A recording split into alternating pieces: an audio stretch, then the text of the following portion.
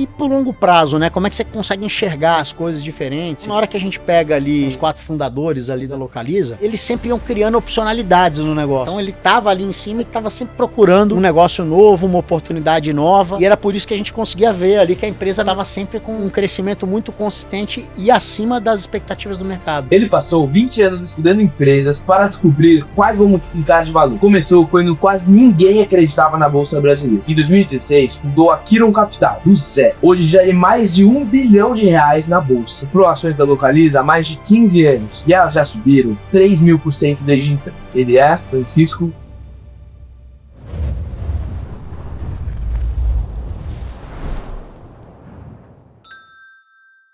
Sejam muito bem-vindos a mais um episódio do podcast Eu Sou Você Amanhã. Eu sou o João e hoje eu tô com um convidado super especial aqui do meu lado, o Francisco, que vai contar um pouco pra gente sobre a Bolsa de Valores, né? Algo que a gente vem explorando muito nos nossos últimos episódios, e quem me segue sabe que eu aprecio muito essa área profissional. Então, seja muito bem-vindo, Francisco. Tudo bem com você, cara? Muito obrigado, João, pelo convite. Enorme prazer estar aqui para poder bater esse papo aí com vocês. E vamos lá. Boa. Mais conhecido como Chico também, né? É, isso aí. A turma chama como Chico. A turma como Chico também. Bom, então pra gente começar o nosso papo, gostaria que você se introduzisse um pouco. Então falasse um pouco sobre quem é você, o que você faz e tudo mais. Perfeito. Bom, eu tenho 44 anos de idade, sou pai de 2 filhas, a Maria Fernanda tem 12 anos e a Laís que tem 6. E trabalho no mercado financeiro, numa gestora de investimentos. Tenho o papel lá de portfólio management, né? Gestor do fundo de ações. Trabalho nesse mercado aí desde 2004, aí, então lá se vão aí 22 anos, né? Me formei em administração de empresas pela Fundação Getúlio Vargas. Trabalhei num período curto ali de estágio, enfim, na indústria. E logo depois me mudei ali pro mercado financeiro, né? Quando eu entrei no mercado, ali em 2004, essa parte de investimento em bolsa, ações e tal, no Brasil ainda era muito incipiente, né? O mercado brasileiro ainda era muito pouco desenvolvido. Na hora que você pega, assim, quando eu entrei, eu acho que o que a bolsa como um todo negociava não dá o que a ação do Itaú sozinha negocia hoje em dia, né? Então era outra ordem de magnitude. Uhum. E a própria indústria, né, de fundos de investimento, enfim, tudo mais, ainda era tudo muito incipiente, né? E aí eu entrei no primeiro momento ali numa gestora independente, né, chamada Tarpa Investimentos, existe até hoje, empresa super relevante aí no nosso mercado. E aquilo foi muito interessante, né? Vou dar um passo para trás aqui, que eu acho que é até legal assim contar o processo todo, né? Então, eu entrei lá na Fundação Getúlio Vargas, né, para poder estudar administração de empresas, e na época ainda não tinha muita ideia assim do caminho que eu queria seguir. Esse mundo financeiro, para mim, eu conhecia zero, tá? Assim, meu pai sempre foi executivo ali de empresa e tal, então eu conhecia mais ou menos ali o caminho dele, e o mundo financeiro ainda era distante para mim. E aí fui seguir na faculdade. Meu primeiro estágio, né, primeiro e único, né, fiz um estágio só, foi na antiga Kodak, né, que era uma empresa multinacional americana, e ali eu passei pela área de marketing, depois uma parte mais de planejamento estratégico, passei um pouco na área comercial também, acabei sendo efetivado ali antes de me formar e tal. Mas na faculdade eu tinha uma afinidade muito grande ali com as matérias financeiras, né? Então sempre gostei muito de contabilidade, finanças, aí fazia a conta de avaliação de empresas. Na própria Kodak, quando pensava planejamento estratégico, né, tinha que tentar pensar ali, né, o quanto que a empresa ia vender, qual o resultado que ia ser gerado, né? Então essa afinidade toda acabava me chamando a atenção. E eu tinha o contato acadêmico lá, enfim, né, da GV, com as matérias e tal. E aí eu achei que eu deveria seguir mais para esse caminho, né? Mas a parte de bolsa no Brasil, assim, especificamente, ainda era pouco desenvolvida, né? E tinha muito poucas gestoras. Eu tinha um professor, né, que deu uma matéria de private equity lá na GV na época, né? Conhecia gestores e tudo mais, ele começou a me apresentar. E, enfim, eu tava naquela rotina de trabalhar numa multinacional americana e tal, enfim, né? Que era uma dinâmica, enfim, de uma empresa grande, mais burocrática, estruturada, enfim, né? E aí, quando eu tive a oportunidade de bater um papo, né, com o pessoal da Tapon, eu fiquei encantado, né? Assim, na época, o Zeca, né, que é o fundador, o gestor, ele tinha mais ou menos, quando ele começou a empresa, uns 24 anos, né? Super jovem. Caraca. O mercado de ações era muito pouco desenvolvido, né? E ele tinha conseguido botar o fundo ali de 0 para quase 500 milhões ali, ele junto com outros 2 sócios dele, que eram da mesma sala que ele lá na faculdade. Então, assim, ele mais 2, né, em 3 ali, conseguiram fazer um negócio relevante. E aí ele estava, enfim, criando novos produtos e tal, e chamando mais gente. Então, no momento que eu cheguei lá em 2004, a empresa já não era mais os 3, já tinha, sei lá, 9, 10 pessoas, mais ou menos. E todo mundo, assim, jovem, enfim, querendo empreender, fazer a coisa ali acontecer. E eu, na hora que eu pisei ali, senti a vibração ali daquilo, né? Assim, aquele ambiente, e as pessoas, eu vi, pô, só gente inteligente construindo negócio. Cara, eu falei, nossa, eu quero muito trabalhar aqui, quero estar aqui. E aí eles me fizeram uma proposta, me convidaram lá para poder trabalhar. Na época me ofereceram um salário que era metade do que eu estava ganhando lá na Kodak. Puta, pra mim foi irrelevante. Falei, vambora, o que eu quero é sentar aqui junto, aprender e construir. E foi muito bom. Então ali ou seja, eu entrei no fundo de ações, mas, cara, não conhecia muita coisa de ações, tinha aprendido alguma coisa ali de avaliação de empresas na faculdade. O professor de private equity que tinha ajudado a fazer a ponte, o mercado incipiente, e, putz, vamos ver no que dá, né? E aí foi super legal, tipo, consegui entrar lá primeiro olhando empresas small caps, né? Então eram empresas de pequena capitalização, que na época era pequena mesmo, assim, era empresa, a gente olhava empresas que negociavam assim na bolsa num dia 5, 10 mil reais, 20 mil reais, assim. Hoje em dia, na hora que a gente fala, né, de uma small cap, a gente está olhando empresa que negocia, sei lá, alguma coisa na casa aí de 1 milhão, 500 mil por dia, né? Era outra magnitude. Uhum. E aí a gente começou a olhar aquilo tudo, foi dando certo, a gente conseguiu encontrar ali algumas oportunidades interessantes ali de investimento. Eu, pessoalmente, fui bem avaliado ali e tal, eu comecei depois dos small caps a olhar empresas ali pro fundo principal, e em cerca ali de mais ou menos 1 ano e meio, eles me convidaram para poder entrar na sociedade, né? Uhum. E aí foi super interessante. E aí chegou naquele momento ali que isso era final ali de 2006, mais ou menos, e naquele momento a Tarpa eram em 7 sócios, né? E aí acabou que eu e mais 2 a gente decidiu sair para poder montar uma outra gestora, chamava Cox Capital. A gente achou que tinha oportunidade de montar um novo negócio, de novo essa energia, né, do empreendedorismo, de construir um negócio, enfim, tudo mais. Chamou muita atenção, né? Um mosquitinho ali que ele te pica na hora que pegou, não tem mais volta, né? E aí fomos lá, montamos a Cox, né, no começo de 2007.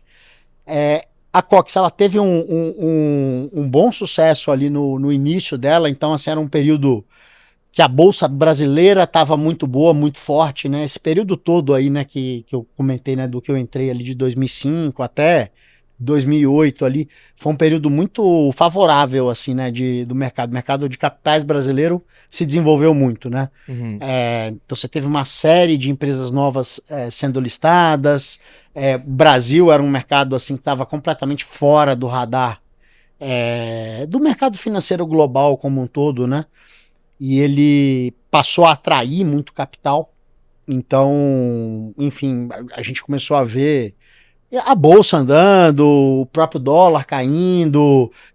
Teve um fluxo ali que foi muito positivo também para commodities e tudo mais, né? Uhum. Então foi um período bem interessante. E a gente começou a Cox, na época assim, ainda tinha poucos fundos de investimento independentes, enfim, ainda não era uma coisa tão comum. A gente conseguiu ter um bom sucesso ali no início, a gente saiu de zero ali para alguma coisa próxima, sei lá, 150 milhões mais ou menos ali, em cerca de 1 ano e meio mais ou menos de empresa, sendo que 150 milhões, na hora que você pensa quase 20 anos atrás, era um volume muito mais significativo, né? Seja por inflação e tudo mais.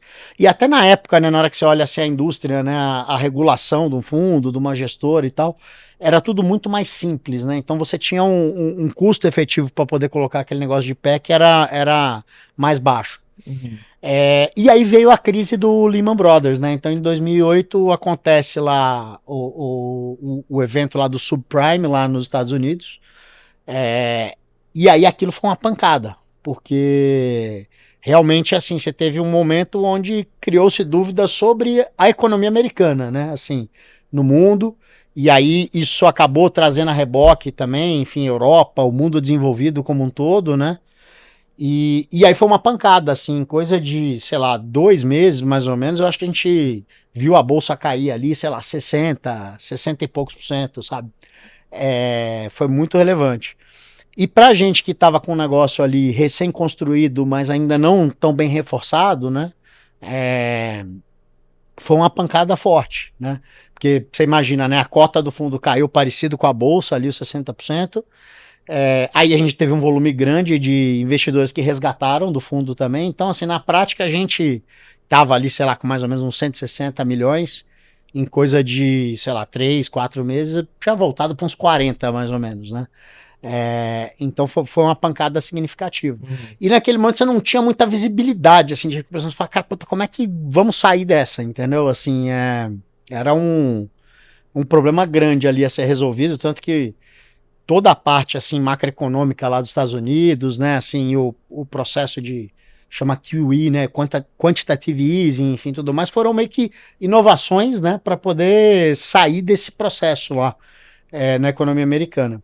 Bom, então no meio dessa situação toda, a gente era em 3 sócios, né? Aí a gente olhou e falou, cara, bom, não sei, talvez com essa volta aqui de patrimônio, não sei se a estrutura funcionaria dessa forma. Uhum. Eu, que tinha assim, eu tinha 24 anos quando a gente começou ali a Cox, né? Esse período aí eu tava com mais ou menos uns 26, mais ou menos. Tinha ali morava ainda na casa dos meus pais, então tinha uma estrutura de custo mais leve.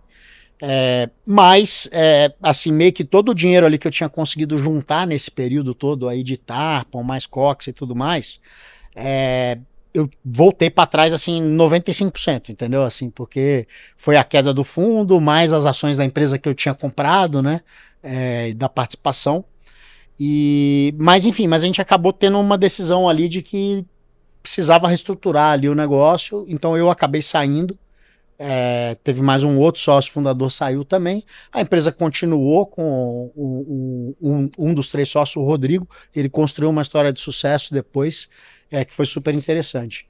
E aí, nesse período aí que eu tinha saído, mais ou menos na mesma época que a gente estava começando a Cox, tem um outro sócio meu que foi muito importante aí na minha vida, que é o Maurício Bittencourt, foi o fundador ali da M-Square Brasil, que depois mudou o nome para Velt, né?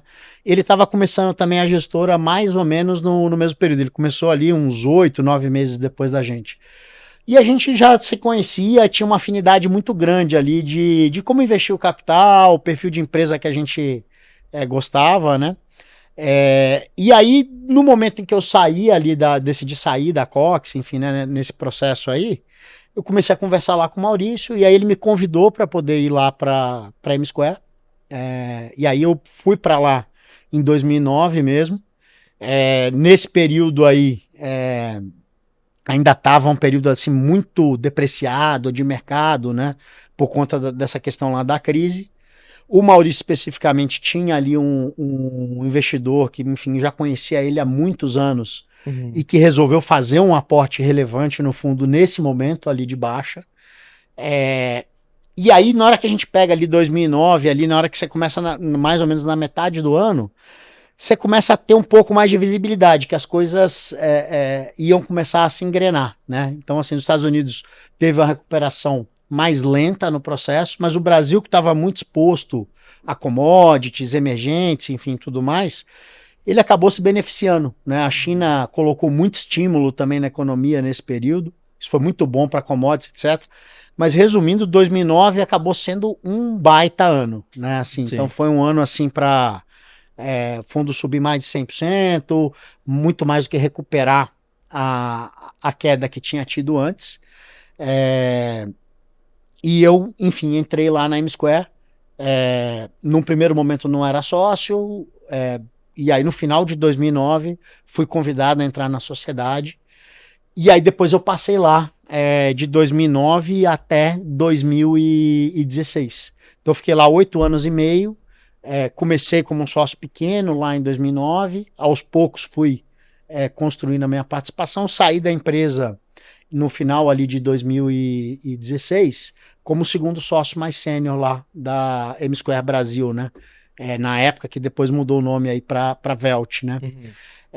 E aí nesse momento, para mim foi um momento muito positivo, né? Assim, eu consegui aprender muita coisa nova ali com o Maurício, de investimentos, seja de um empresário também, de dono de uma gestora de investimentos. Então, acho que a capacidade dele ali de construir o negócio em si, seja o perfil dos clientes que ele queria montar, o como ele queria estruturar a empresa, o perfil operacional, o compliance, enfim, né? Eu acho que tinha várias frentes ali de preocupação da forma como estruturou o negócio, que eu acho que ele conseguiu fazer muito melhor do que o que a gente tinha feito na Cox, nós três ali, da forma mais simples ali, dentro da nossa intuição, né?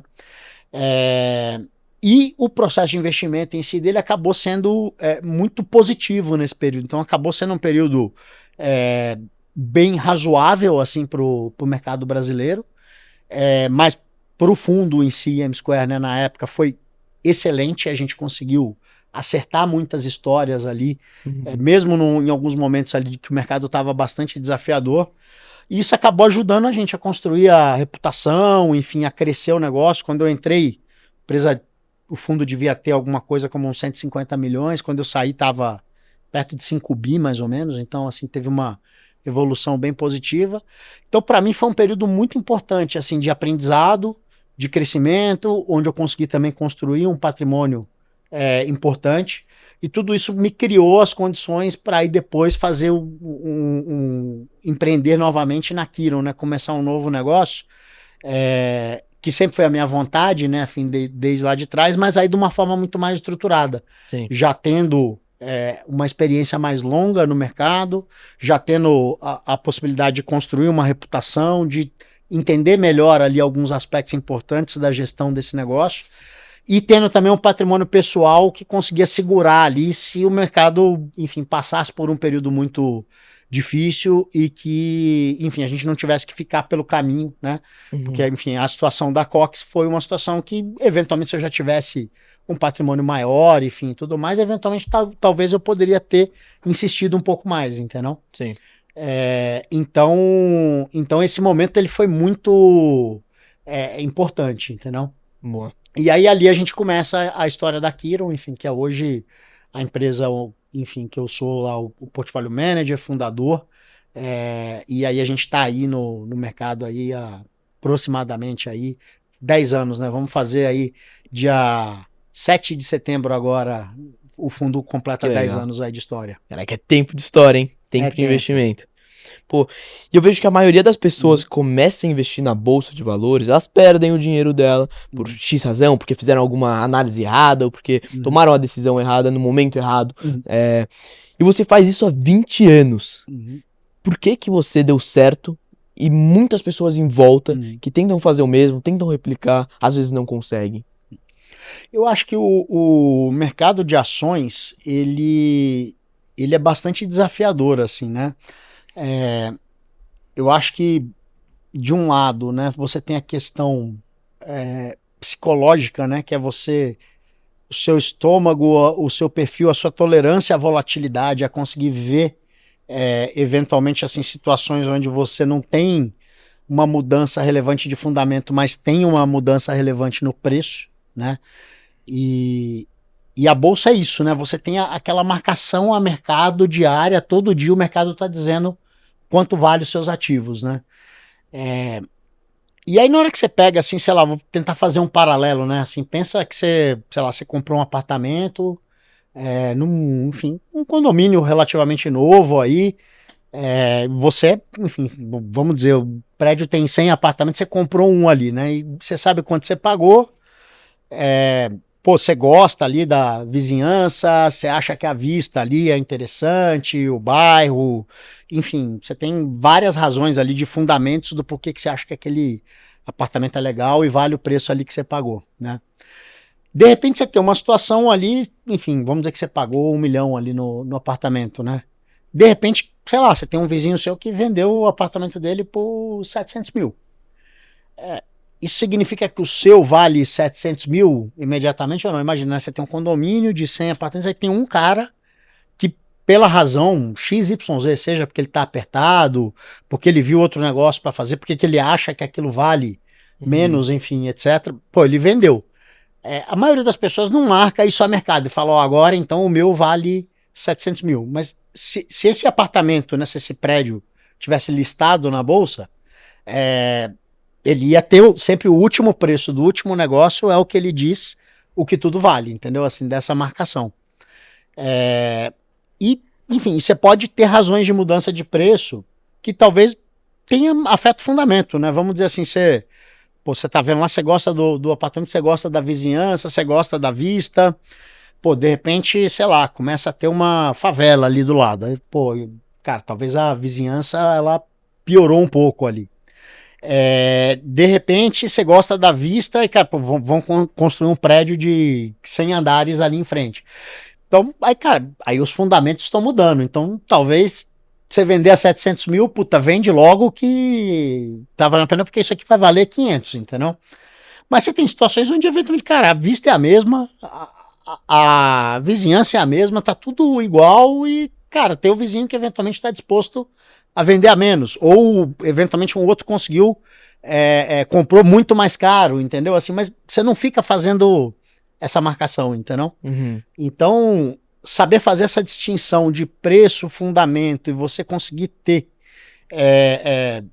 esse estômago, né, para poder ver o mercado todo dia, e em vez de aquilo ser uma coisa que te desgasta, né, assim, do subir, descer e todo dia você ter que fazer alguma coisa, você vê aquilo como falar assim, cara, eu tenho uma ação, que é uma parte de um negócio, né, e eu tô pensando aqui esse negócio, e o mercado todo dia tá lá me dando preço. E, cara, vai ter dia que eventualmente eu vou achar que é bom comprar, porque aquilo tá favorável, e vai ter dia que eventualmente eu vou achar que aquele preço tá bom para vender, entendeu? E eu vou fazer essa venda.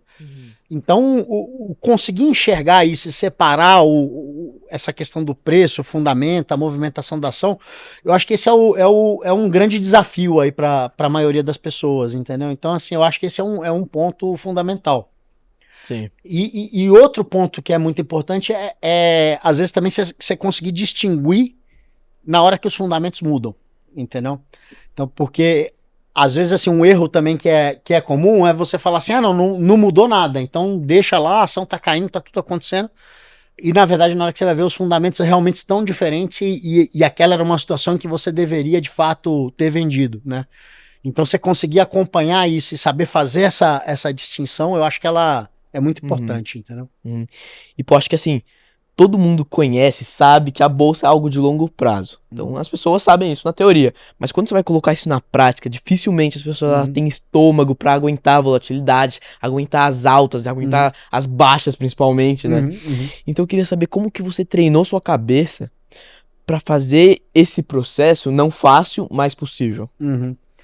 Então, quando eu comecei a me interessar, né, assim, por investimentos e tal, comentei lá na faculdade, né, eu vou te falar que uma coisa que não entrava na minha cabeça era a oscilação de preço de ação. Então, assim, eu gostava muito de estudar a questão da avaliação de negócios, de empresas, e a minha vontade inicial era de trabalhar com private equity.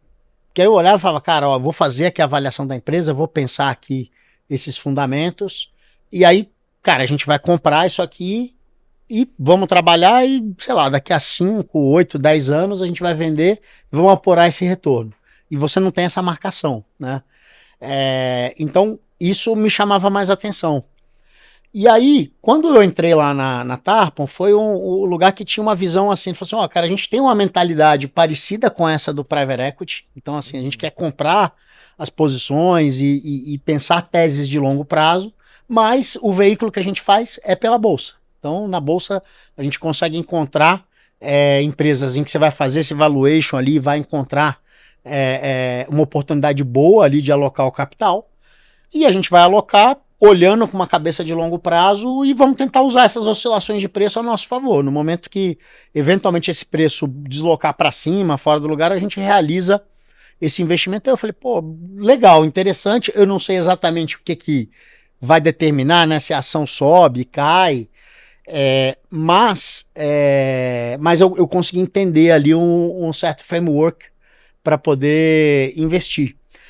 Então, assim, ao meu ver, eu acho que a Bolsa, se você não olha com essa cabeça, né, assim, com prazo mais longo, e tá olhando de uma forma muito curta, ela acaba virando quase uma loteria, assim, sabe? Tipo assim, né, você vai comprar uma ação, o que vai acontecer amanhã?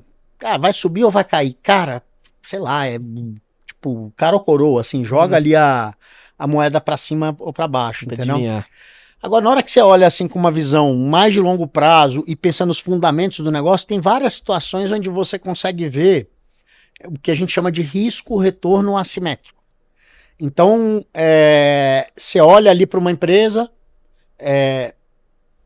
enfim, que você consegue determinar mais ou menos ali o quanto que você acha que ela consegue ganhar de dinheiro, e aí isso é muita modelagem, conta, experiência de você conhecer a dinâmica dos negócios, mas você consegue olhar e falar, cara, eu tô vendo aqui essa empresa aqui e, pô, sei lá, acho que ela tem ali uma condição de, sei lá, dar um bi de lucro de uma forma minimamente consistente, né? Eventualmente olho pro negócio, acho que pode ter algum crescimento e tal, e aí eventualmente esse 1 bi de lucro vai ter hora na bolsa que você vai pagar, vai estar cotado, né? Por 20, 30 bi, você vai ter que pagar 20, 30 vezes esse lucro, né? Mas, cara, tem hora que isso aí tá cotado por, sei lá, 6 bi, 7 bi, e aí você tá pagando 6, 7 vezes o lucro, entendeu? Então você consegue ver, assim, uma diferença grande ali de, vamos dizer assim, do yield, né, do rendimento, do que você consegue pagar. E aí essas oportunidades, essas situações são situações onde você consegue ver essa assimetria de risco-retorno, você consegue montar ali posições com uma margem de segurança grande, entendeu?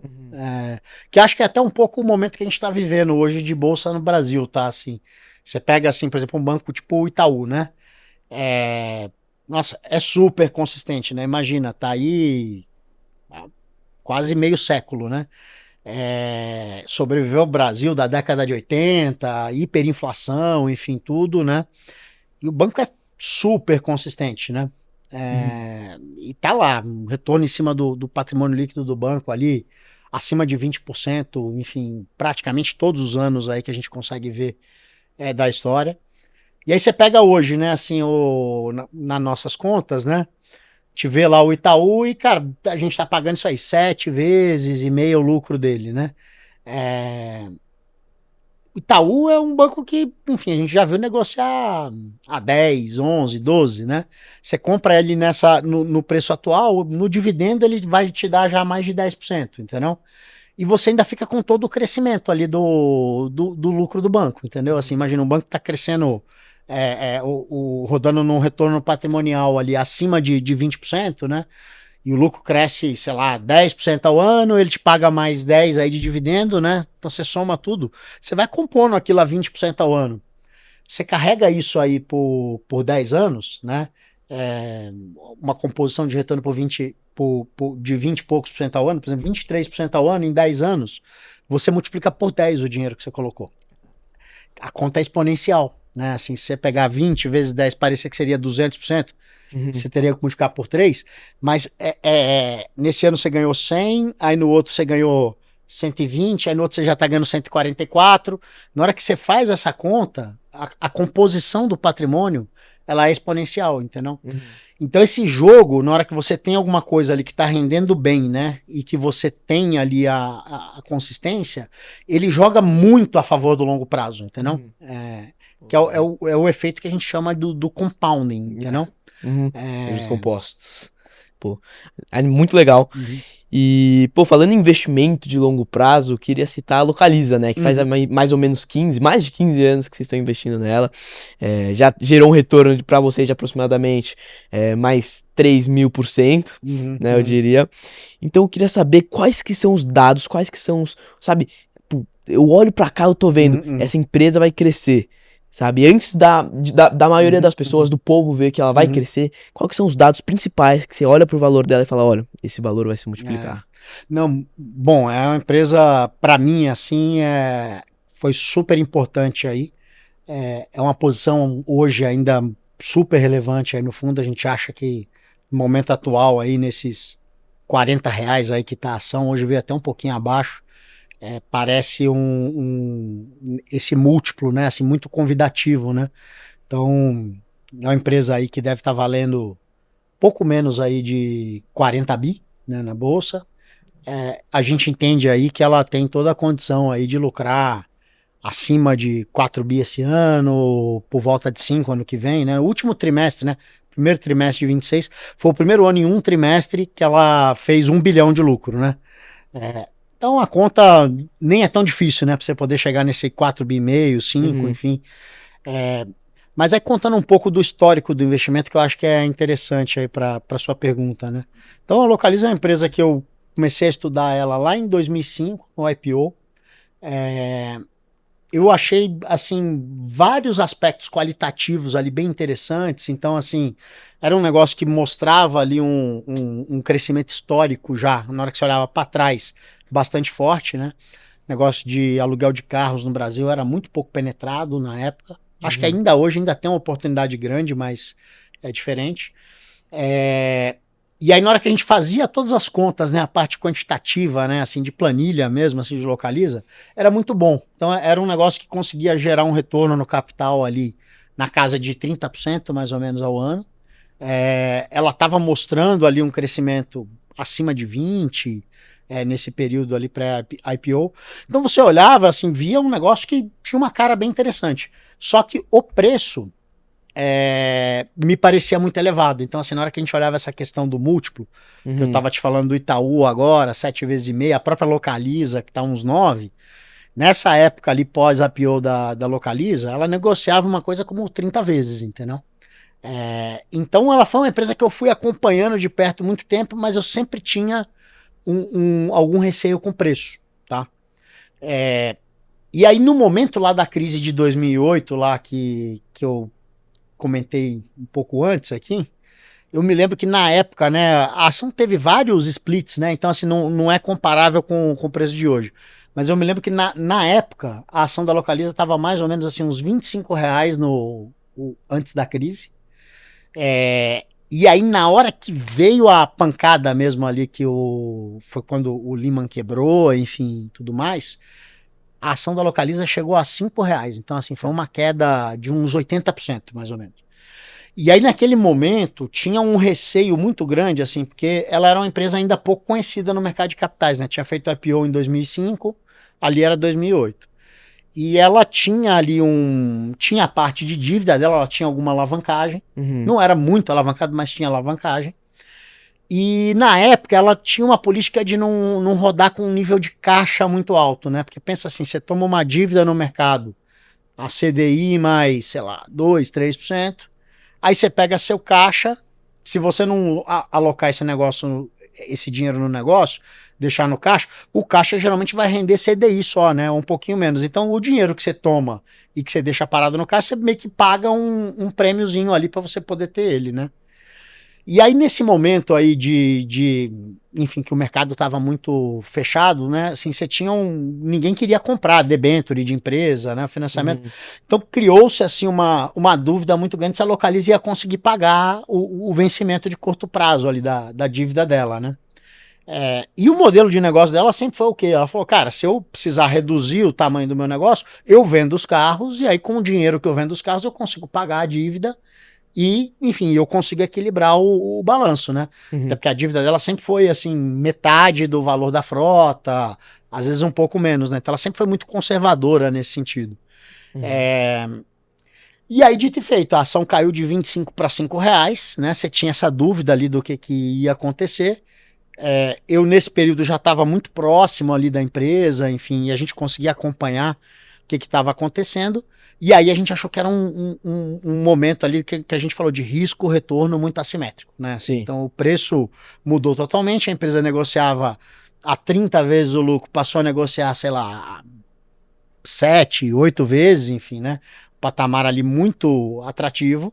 E aí a gente montou a posição, na época era no fundo da Cox ali, e dado o preço muito convidativo, a gente aumentou essa posição rápido, então assim, era uma posição, começou pequena, mas ela já virou ali uma top holding num período assim, numa velocidade alta, né? Sim. E aí na hora que eu fui pra M-Square, né, assim, trabalhar lá junto com o Maurício, eu comentei com ele, eu falei, cara, ó, essa aqui é a ação que eu acho a mais interessante hoje lá do nosso portfólio da Cox, quer conhecer?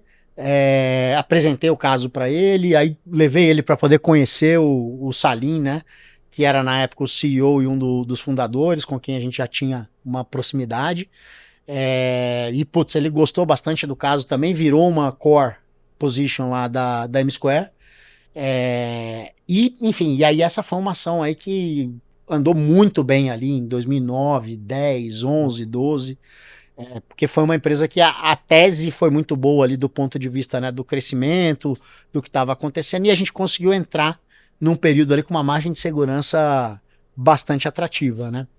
E aí na hora que você fala assim, e por longo prazo, né, como é que você consegue enxergar assim as coisas diferentes e tal, eu diria para você que tem alguns pontos, né, assim, o primeiro deles, eu acredito muito no fator pessoas ali, né? Que é quem tá tocando ali o negócio. Então, na hora que a gente pega ali pessoas ali como o Salim, o Eugênio, enfim, o Antônio Cláudio, o Flávio, são os 4 fundadores ali da Localiza, eles são pessoas ali que, enfim, que eu tive a oportunidade de conhecer, conversar, analisar, ver como é que eles tomaram decisões ali, seja em momentos bons e momentos difíceis, né? E a gente conseguia ver que eram pessoas que, assim, eles sempre iam criando opcionalidades no negócio, entendeu? Assim, então ele tava ali em cima e, cara, ele tava sempre procurando um negócio novo, uma oportunidade nova, e era por isso que a gente conseguia ver ali que a empresa, tava sempre com um crescimento muito consistente e acima das expectativas do mercado. Então a gente olhava, assim, para Localiza, né? E aí via assim o crescimento do volume, né, assim, de aluguel de carros, e crescia 20%, 30%, teve ano que cresceu 40%, né? E aí a gente olhava os modelos, né, assim, das expectativas de todo mundo no mercado, todo mundo olhava e colocava, falava, não, vai cair isso aqui, eu não consigo entender, e sempre apostava nessa queda de volume, né? E aí na hora que a gente olhava, assim, estava próximo da empresa, a gente via eles, não, cara, olha, a gente tá vendo aqui novas oportunidades, novos canais de distribuição, novas formas ali de crescimento, e esse crescimento sempre acabava surpreendendo para cima, né? Então, assim, durante muito tempo você olhava e o mercado olhava ex ante, né? Falava, não, Localiza tá caro, porque, cara, pagava-se um crescimento mais baixo, né? E aí, ex post, o que acontecia? A empresa entregava mais ali do que o mercado estava esperando, né? Sim. Acho que muito em função dessa parte aí de pessoas e do mercado muito bom, subpenetrado, que tinha muito espaço. E aí sempre nessa diferença, na hora que você olhava para trás, falava, não, que eu achava que estava caro, na verdade estava barato, e a ação subia. E isso foi muito consistente aí por muito tempo, entendeu? Pô, que interessante. E uma coisa que eu fiquei sempre pensando é que você tem meio que uma diferença entre empresas que são muito conhecidas no mercado, né? Então, se eu for parar pra pensar no mercado lá de fora, Microsoft, Nvidia, são muito conhecidas.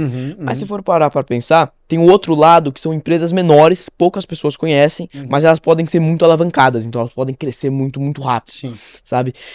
Na sua análise e no seu portfólio, qual empresa seria mais pertinente para colocar nesse portfólio? Uma empresa que ela é menos conhecida, ou seja, ela não teria aquela volatilidade de trader ali colocando, não teria tanto impacto do mundo, sabe? Uma empresa, mas ela tem uma grande potência para crescer, ou uma empresa que já é conhecida, já tá grande, já tá precificada, mas, pô, você olha pro gráfico dela e fala, cara, essa empresa vai continuar crescendo, sabe?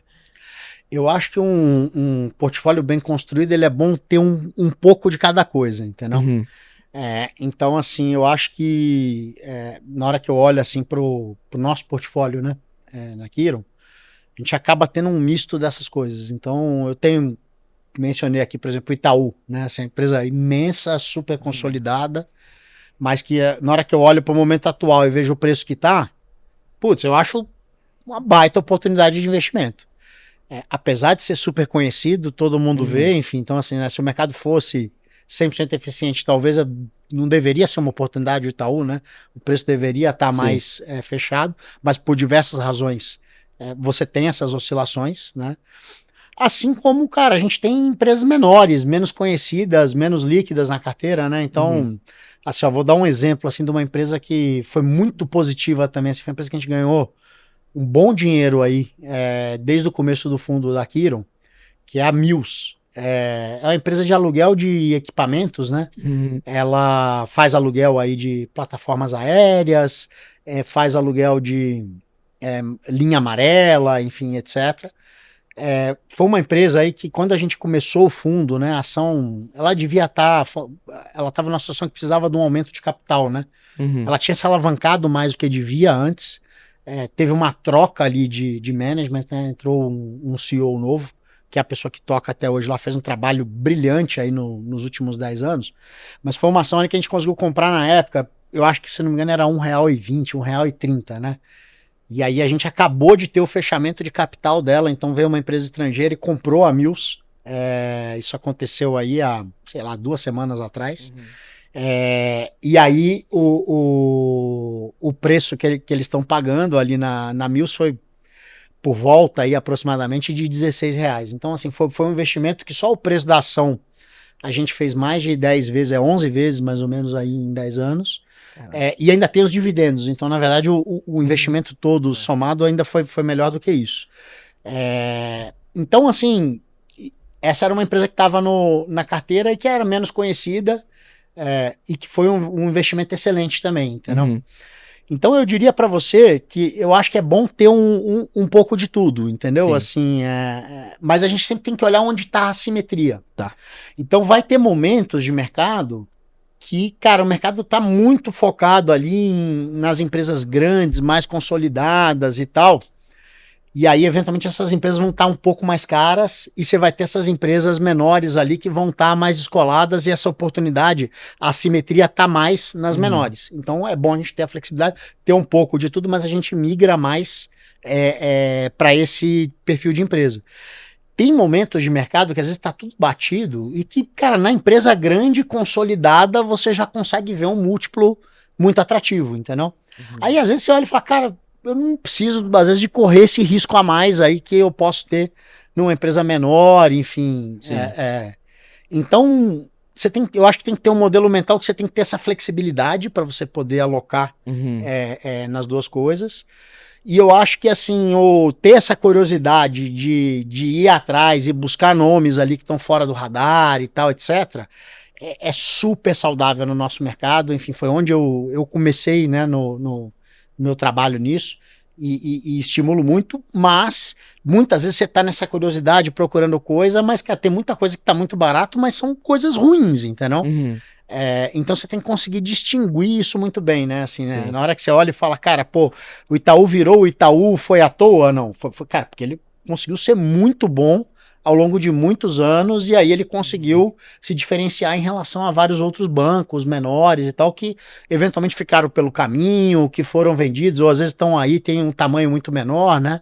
Então, a história que eu acho que é interessante por exemplo, na hora que você pega assim, a Localiza lá atrás, ela era uma empresa small cap, menor, menos relevante, né? Enfim, eu me lembro de comprar a Localiza, o valor de mercado dela era, sei lá, 1,5 bi, 1,6 bi, né? Assim, hoje a gente tá falando de 40 bi e já chegou a ser muito mais, já chegou acima de 60, né, em períodos onde o mercado estava um pouco mais atrativo aqui no Brasil. Então, na hora que você consegue pegar essa empresa que é pequena, né, e que está fora do radar, e que ela vai lá e se torna uma empresa grande que todo mundo gosta, esse é o tipo de investimento que você dá a maior paulada para cima, entendeu? Assim, Boa, faz sentido. E hoje em dia, quanto de dinheiro você acha que é necessário para começar a investir na bolsa de verdade? Olha, hoje em dia a coisa ficou muito acessível, né? Assim, então, hoje, enfim, se você quer comprar uma ação hoje, né? Assim, você consegue comprar no mercado fracionário, né? Você consegue a conta nas corretoras, o home broker, enfim, você consegue ter ali uma coisa muito acessível, né? Você pega assim um fundo, né, assim, que você quer comprar hoje em plataformas, você tem diversos fundos aí que você consegue investir uma fração relativamente pequena de dinheiro, né? Então eu acho que assim, você consegue fazer esse investimento, não precisa assim de juntar muita coisa. Sim. Acho que o grande ponto é que o dinheiro que é para ser investido em ações na minha cabeça, né? Eu acho que é um dinheiro que você tem que pensar que você não vai precisar dele aí pelos próximos, sei lá, 5 anos, pelo menos. Então, se você pegar um dinheiro que você olha e fala, ó, daqui a 2, 3 meses eu preciso para poder comprar alguma coisa, eventualmente vou precisar para pagar, enfim, alguma emergência, alguma coisa, eu acho que esse é um dinheiro que você não deveria alocar na bolsa. Por quê? Porque a gente estava falando, né? O mercado no curto prazo ele é muito imprevisível. Sim. Então ele tem um sobe e desce. Então, se você alocou o dinheiro ali em ações, né, comprou, e aí eventualmente você tem uma situação em que você é obrigado a vender na baixa no momento que você não quer, esse investimento está fadado ao fracasso. Sim. Né? Agora, quando você consegue ter um dinheiro que você não precisa, aí você consegue usar o mercado meio a seu favor. Porque aí você vai esperar um momento em que o mercado vai estar sobrevalorizado, e aí esse é o momento em que eventualmente você vende, você consegue realizar o investimento. Só que você não pode ter uma pressão para vender nesse momento, entendeu? Se você tem essa pressão, que é a necessidade do uso do dinheiro, aí você fica numa situação mais complicada. Sim. Então, na minha visão, acho que você tem que ter um bolso ali de dinheiro de longo prazo, que você olha e fala, cara, ó, eu vou comprar aqui essas coisas aqui que faz sentido, ou vou alocar num fundo aqui que eu acho que tem ali boas premissas, e é um dinheiro que eu consigo deixar e olhar com um horizonte mais longo, entendeu? Boa. Faz sentido. Agora, movendo para nossa pergunta final, tá? Queria saber o que você diria para um jovem como eu, que quer ser você amanhã. Eu acho que assim, cara, a gente está num mundo hoje de muita transformação, né? Sim. Então, na hora que você pega aí, por exemplo, a gente estava falando um pouco antes aqui até da entrevista, né? Da Anthropic, o Claude, né? Assim, a OpenAI, enfim, tudo mais. Eu acho que tem assim uma quantidade muito grande de skills, né? Assim, que eu tinha que aprender para poder começar a investir e tudo mais, que eu acho que hoje você consegue fazer muito mais rápido, né? Assim, com essas tecnologias, né? Então, eu acho que, assim, na minha época, você tinha que, enfim, primeiro conseguir fazer ali as perguntas ali que eram necessárias para você poder entender um negócio, pensar um investimento, e aí você tinha que gastar muito tempo para poder ir atrás das respostas, né? Então, assim, de você fazer o estudo, entender a planilha, fazer a conta do modelo, você descobrir ali as pessoas e conversar sobre os negócios, enfim, tudo mais. Eu acho que hoje em dia, a capacidade de você fazer as boas perguntas ficou muito, muito, muito mais importante, né? As respostas hoje, eu acho que você tem um ferramental que você consegue chegar nelas de maneira relativamente rápida, muito mais rápida do que o que era antigamente, né? Mas você conseguir fazer boas perguntas é um desafio, porque assim, cara, tem toda uma vivência, uma experiência que você precisa ter para você poder ter a reflexão e conseguir perguntar o que vai ser ali as questões que são realmente chaves ali sobre determinados negócios, né? Então, eu acho que é muito importante para quem está hoje pensando assim, em investimentos, em conseguir se capacitar muito para poder pensar bem assim as perguntas chaves dos negócios, a ter muita interação ali com as pessoas ali que tocam o negócio, né, para você poder conseguir de fato perguntar, né, assim, a dinâmica mesmo, né? Como é que cresce isso aqui, como é que faz essa receita, como é que esse negócio funciona, o que que gera, né, assim, o diferencial competitivo, a margem, enfim, você tem diversos pontos ali. Boa. Mas eu acho que a capacidade de conseguir fazer as boas perguntas do negócio hoje, elas estão ficando, enfim, sempre foram muito importantes, eu acho que estão ficando ainda mais importantes.